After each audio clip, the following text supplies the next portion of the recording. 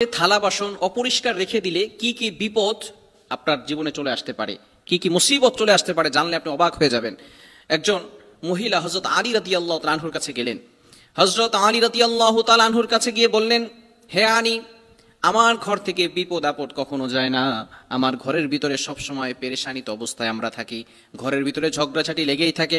ব্যবসা করে, ইনকাম করে, কোনো কাজ হচ্ছে না, কোনো ফায়দা হচ্ছে না, বিভিন্নভাবে আমরা পেরেশানির ভিতরে আছি।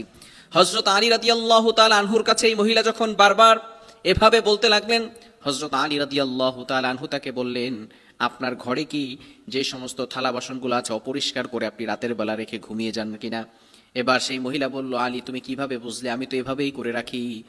হযরত আলী রাদিয়াল্লাহু তাআলা আনহু বললেন, আমি নবীজি সাল্লাল্লাহু আলাইহি ওয়াসাল্লামের মুখ থেকে শুনেছি, যারা ঘরের ভিতরে অপরিষ্কার করে পরিষ্কার রাখে, অপরিষ্কার করে ঘরের ভিতরে থালা বাসন রেখে দেয়, তাদের ঘরের ভিতরে বরকত আসে না, সেই ঘরের ভিতর থেকে আল্লাহ বরকত উঠিয়ে নেয়। এজন্য রাতের বেলা ঘরটাকে অপরিষ্কার করে রাখবেন না।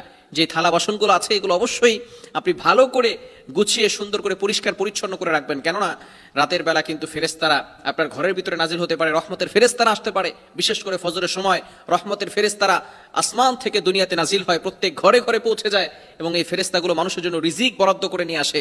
সে সারাদিন ভালো রিজিকের ব্যবস্থা করে, কিন্তু যখন মানুষগুলো ঘুমিয়ে থাকে এবং ঘরগুলো অপরিষ্কার থাকে, পরিচ্ছন্ন থাকে না, ফেরেশতারা কিন্তু এই পরিষ্কার জায়গা ছাড়া ঢুকতে পারে না, দুর্গন্ধের জন্য সেখান থেকে বের হয়ে যায়। এজন্য অবশ্যই থালা বাসনগুলো ঢুকিয়ে রাখতে হবে। শুধু তাই নয়, রাসূলুল্লাহ সাল্লাল্লাহু আলাইহি ওয়াসাল্লাম ১৫০০ বছর আগে আমাদেরকে নিষেধ করে দিয়েছেন। বর্তমান চিকিৎসা বিজ্ঞান এ বিষয়ে গবেষণা করে দেখে, রাতের বেলা যদি কোনো ময়লা যুক্ত কোনো থালা বাসন রেখে দেওয়া হয়, সেখানে ব্যাকটেরিয়া জন্ম নেয়, যার কারণে একটা মানুষের শরীরে বিভিন্ন ধরনের রোগ সৃষ্টি হতে পারে। যেই পাত্রের ভিতরে আমরা খাবার রেখে খাই, সেই পাত্রের ভিতরে যদি বিভিন্ন ধরনের ব্যাকটেরিয়া জন্ম নেয়, বিভিন্ন ধরনের ভাইরাস চলে আসে, সেটা যখন আবার মানুষের ভিতরে চলে যায়, তখন কিন্তু সে অনেক সময় বিভিন্ন রোগের আকৃষ্ট হয়ে যায়, রোগের ভিতরে পড়ে যায়, রোগ ব্যাধি তার ভিতরে সৃষ্টি হয়ে যায়। এজন্য অবশ্যই রাসূল সাল্লাল্লাহু আলাইহি ওয়াসাল্লাম আমাদেরকে যেটা নিষেধ করে দিয়েছেন সেটা আমরা কখনোই করব না। এই বিষয়টাকে আমরা অবশ্যই স্মরণ রাখার চেষ্টা করব। আমরা অবশ্যই থালা বাসন নয়, সবকিছুই আমরা পরিষ্কার পরিচ্ছন্ন করে রাখবো। যেহেতু ফেরেশতারা ঘরের ভিতরে প্রবেশ করে, গান বাজনা, ঘরের ভিতরে খারাপ কাজ, দুর্গন্ধযুক্ত কোনো কাজ, এগুলো আমরা ঘরের ভিতরে করব না। ছবি টানিয়ে রাখবো না, তাহলে কিন্তু ঘরের ভিতরে ফেরেশতারা আসবে না।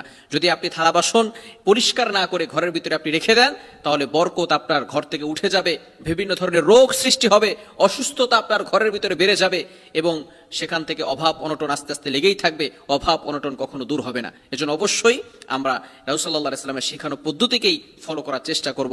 এবং রাসূল সাল্লাল্লাহু আলাইহি ওয়াসাল্লাম আরো জানিয়ে দিয়েছেন, যখন রাতের বেলা তোমরা ঘুমাবে তখন থালা বাসনগুলো ঢেকে রাখবে, যদি কোনো খাবার থাকে সেটাও ঢেকে রাখবে, কেননা বিভিন্ন ধরনের পোকামাকড় এই খাবারের